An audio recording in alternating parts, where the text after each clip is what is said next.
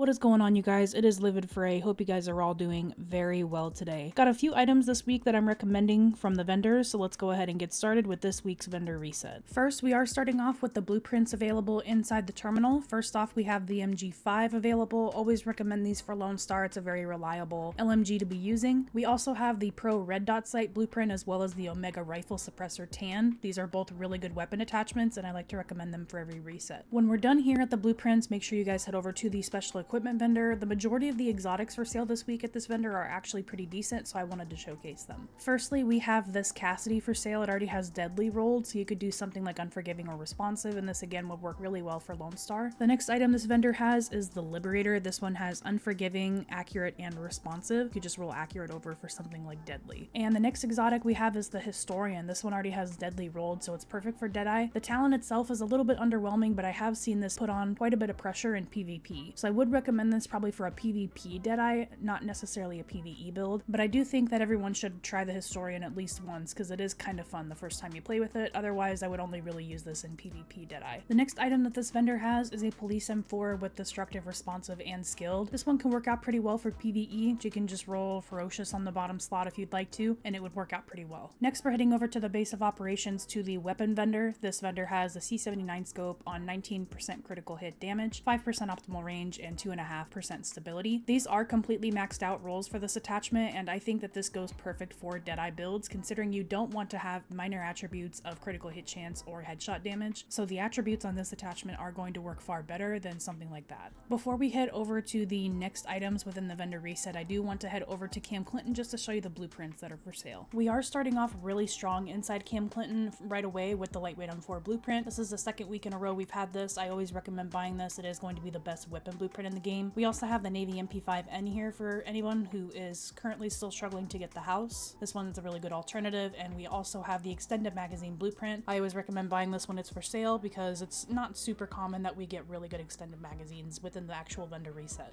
Our next location is going to be the Madison Safehouse. This vendor has our only damage to elite mod this week at 211 firearms and 3% damage to elites. Make sure you guys pick these up if you don't have any. I can never express enough how important these mods are. They do add quite a bit of a damage increase to your builds that involve any kind of PvE content. I do promise that these mods can help you output more damage towards elite enemies than any other mods in the game will. Make sure you guys pick these up if you don't have these already. Our first Dark Zone checkpoint is going to be West 42nd Street. This vendor has a performance mod for us to check out at 6% first aid ally heal. This one does help you out with the majority of your healer builds, such as a tactician support or a final measure support. I always recommend these for those builds in particular. Our next item is going to be located at the West 53rd Street vendor. This also has a performance mod at ballistic shield damage resilience. These are perfect for your D3 FNC builds. I find that these ones tank a lot better than health mods will. Our next Dark Zone checkpoint is going to be East 46th Street. This vendor does have, it's not the greatest mod, but I wanted to showcase it in case you guys don't have any of these. They are 261 firearms, so that's good, but it's only 2900 health. I think that the health could be a lot better here, especially for Dark Zone credits, but if you guys are looking for some of these are pretty decent. You could use these as a placeholder until you get some better ones. Our next location is East 63rd Street. This vendor has a 17% accuracy flash hider. Usually recommending these for things if you're using like the Devil and Heal for Sentry. These work out really well where you need some extra accuracy involved as well as with the SVD, and you can also use them on your pistols. And our final location is going to be the Dark Zone 9 safe room. This vendor does have an extended magazine for us on 118 mag size, 3% crit chance, and 5.5% rate of fire. The maximum minor attribute for rate of fire is 5.6, so we're only missing 0.10% of that rate of fire, and we're only missing 2% on the magazine size, which ultimately is going to change no actual mag size. So this one is a really good magazine to pick up. It's actually honestly god rolled. It's just not 121, but that really, again, does not matter. So there you guys have it. Those are the items that I'm recommending that you guys pick up this week. Let me know if there's anything in particular that you guys will be picking up.